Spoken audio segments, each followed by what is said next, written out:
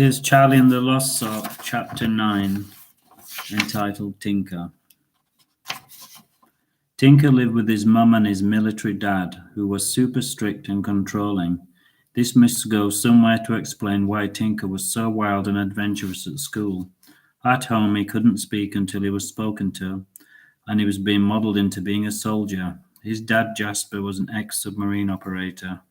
Their home was full of medals and full of photographs of massive submarines and smiling photos of a proud-looking Jasper with medals and surrounded by fawning subordinates.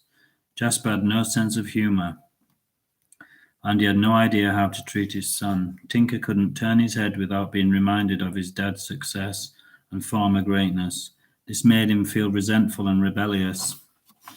His dad ran the house like he was still on board the submarine, and it was super strict and stifling. His mum, Jane, was once a lovely-looking blonde, anything but plain.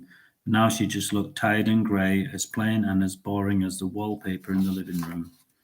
She once had been a hippie and full of ideals which had all been steadily demolished, and when she had met her once dashing future husband, and now she was just felt like dashing herself. How a peace-loving person could have ended up with such a warmonger, killjoy as Jasper, she didn't know. It was a cosmic joke.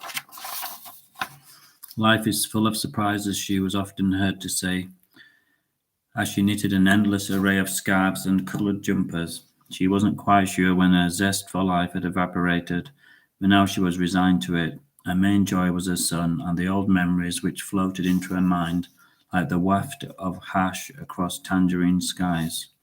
Jane was happy to live in a dream world. It was much more preferable to reality. Jane began knitting as slowly and as quietly as possible, and as she did so, she cast her stunning blue eyes over Tinker's school photographs and avoided the shiny medals and horrible memorabilia, which made her once cosy home look like the Imperial War Museum. She just carried on knitting and daydreaming, knowing that her peace would be shattered as soon as her husband, Jasper, slammed the front door to make his presence felt.